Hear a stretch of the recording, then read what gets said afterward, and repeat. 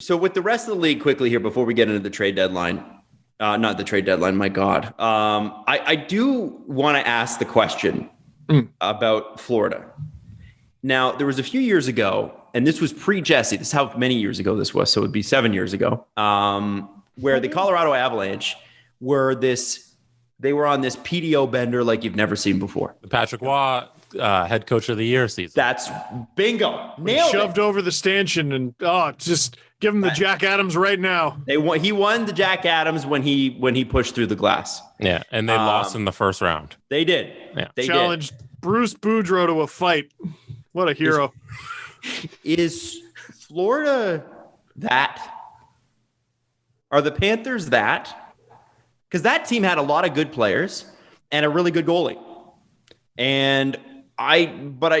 But there were some massive holes. Are the Florida Panthers that, or are the Florida Panthers for real? I think they're for real with an enormous asterisk in the same way that the Islanders are. The Islanders have made the second round 2 years in a row. Yeah, right. The Islanders are good. Right. But they're missing Anders Lee. Right. And the Panthers, who are also very good, are now without Aaron Ekblad. And neither team looks like they're going to get their guy back. If the Panthers went a round or two, I wonder if they would get Ekblad back. Because wasn't it 4 to 6 weeks? You know what? I don't know. Don't know. Jesse will check that. It looked like he might be back, but he won't be Aaron Ekblad back. It was 12 weeks as of March 30th. Ooh. So this week, basically. So 12 weeks from Friday. He could play in the cup final. Yeah. And he might be Aaron Ekblad. I mean, you don't know. Okay. You go that long. Adam. Go that long without playing. That was Aaron Ekblad. Damn it. You don't talk shit about Aaron Ekblad. I love that guy. I don't know. I really like the Panthers this year because of guys who have out of nowhere kind of stepped up that have been bubbling under. Like a guy like Carter Verhaeghe. You don't really expect 17 goals and almost a point a game out of the dude when he hits 25. You're kind of you are what you are, but he's stepped up. And then every season everybody's Barkov and Huberdeau are so underrated. And this year they're doing the same thing they've been doing every year, except now their team's actually winning. So it's unbelievable. And then all this stuff with Keith Yandel preseason where they're going to scratch him for his game streak. And then the whole team kind of history. It rallied around that. And now Yandel's been on a little bit of a tear. They've come together and Mackenzie Weegar, great season. And it seems like there's so many guys who are playing, I don't want to say above their ability, but have taken a next step this season. And it's all come together at once, which is the perfect storm for a team that's overachieving like they are. So yeah. I don't know if these things aren't usually sustainable through a playoffs. So I'm not putting my money on them going deep, but I definitely like what they're doing in the regular season. I don't know if it's a PDO bender, but they're definitely coming together. I mean, guys, we could talk about the success of the Florida Panthers, but let's talk about the real hero here. Me. Did you see my clip? What? Did you see my clip from 2015, almost 6 years ago, where I was talking about the trade that sent Michael Grabner to the Leafs? For Taylor Beck and Carter Verhaeghe and all those guys? It was Taylor Beck, Matt Finn, another guy, Chris Gibson. I don't even remember the names of all five guys. Contract slots, that's all. Yeah. And there was Carter Verhaeghe. And I talked about the trade in a video, and I said, paraphrasing here, but it was basically, out of all the guys the Leafs traded, Carter Verhaeghe is the one I am most worried about. And Matt Finn was a former second round pick. Chris Gibson was a pretty decent AHL goalie at that point, but I said Carter Verhaeghe. A bit of a late bloomer, but his OHL career was amazing. He tore the shit out of the ECHL, did not belong there at all. Really good AHL player. He just needed the opportunity. And he went through the Tampa Bay system. Mm-hmm. Yes. Let's not discount that. I mean, the Leafs were not ready to develop a guy like Carter Verhaeghe. They rehabbed Galch a little bit this year. They've done that with some other players as well. Some found money there. That's great. The Leafs organization at that point could never have fostered the success that Carter Verhaeghe has seen. No way. I think they could have. The problem was they didn't have the space for him because that season was the season they were trying to be last.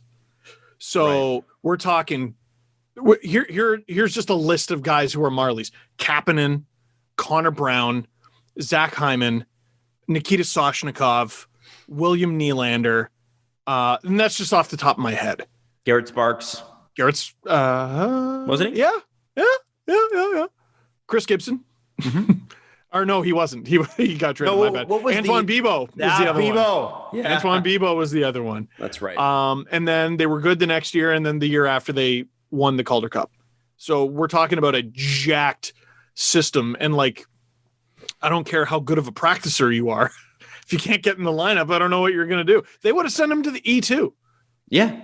Yeah. And remember, this is his third organization. Anybody that's saying, well, the Leafs made a huge error in trading Carter Verhaeghe in 2014 or whatever it was. Come on. Sorry, but no, the Islanders traded him for your favorite goalie, Adam. Who's that? They traded him straight up for Christos. And he does have a cup ring with Tampa, if I remember correctly. He does. Yes, he does. You get into a playoff game, you get your name on the Stanley Cup, and he was in 8 games last year. Yeah, it's a certain. He met the criteria. Yeah, and I think which is pretty cool. I think I definitely think that had an effect. Like that's why I say I think he went through the Tampa system and really benefited from that. And look at his play since then. Good for him. Really happy for him. If you're asking me to be upset that the Leafs lost him, I'm not. No. People are like, well, the Leafs, that would have been that's the depth piece they needed. Wow. No. Someone goes, okay, if it takes you 6 years to regret something, then don't. Mm-hmm. Then you don't need to regret it. They also have Mason Marchment playing for the Florida Panthers. He's played well. So there you go. Do we miss him on the Marlies? Mason Marchment's not on the Leafs. Like, he's not in the lineup. He would have gotten games, but no, he's not. No. Guys, well, and it's funny Dennis though Malkin's because coming back. Okay, help us on the way. He is all right. No, I saw someone went side by side. It's Leafs fans' reaction to Mason Marchment, just based on his stats. We blew it. This guy, he's so good. I told you. And then Panthers fans actually watching him, and they're just like, this guy's driving me absolutely insane. Right. Yeah. Yeah. And there's nothing against him, but it's just like, come on. I mean, there are division winners who are like perennial killers. Like you look at Boston, Tampa, and you look at Carolina, and Nashville was like that for a while. Chicago was like that for a while. And then there's every once in a while, something weird happens, and a team that has kind of cobbled it together with some duct tape and glue, like the Panthers have, comes out of nowhere, does really, really well. We'll see next season, and we'll see through the playoffs, I guess, if they can sustain it. It's not that I don't have faith in the Panthers. Their story is so much fun, but I'm trying to figure out, what do we owe this success to? Obviously, an incredible head coach, and there has always been great talent there. Always. But they have a $10 million goalie who can't get a save percentage above 890. There's a lot of things that could have dragged this team down. It's amazing what they've done. And maybe that Yandel thing in the same sort of vein that the Muzzin flipping the puck at Tkachuk, there's those little moments at the beginning of the season when everybody's kind of coming in where it's like, this is our statement. Yeah. And hockey teams work like that too. Like it takes like a moment for everybody to come together, and that might have been it. Also, like Adam, you said, the coaching. Joel Quenneville. Now I know people are talking about that. Just getting this guy who's like on the pantheon of head coaches to come and coach these young guys and finally put a team together. It's probably did wonders for their organization. Literally looks like the Panther in your logo. He does. Like an exact replica. You got to give the Panthers kudos for sticking to their plan, which the whole time was to become the old Blackhawks. Even the Panthers became the old Blackhawks better than the Blackhawks did. Are the Minnesota Wild for real? Yeah. They are, eh? Yeah. They're getting goaltending. Shit. And it's amazing. I know with hockey, we always talk about, stars can't have as big an impact as obviously the NBA because they have like a third of the players. But Kirill Kaprizov got one supercharged rookie is just a bolt of lightning. And if you add in a couple saves, you're a playoff team. Did you see that Athletic article where they asked NHL executives about trades that fans had submitted? Yes. And the Kirill Kaprizov and a first rounder for Jack Eichel, and all the NHL executives are like, no way, you never do that. You finally got this guy. Now you want to see what he is. It's like, no, I don't. I want to see what Jack Eichel is over here. Like, that's what I would say. But the NHL execs are like, no, keep Kaprizov.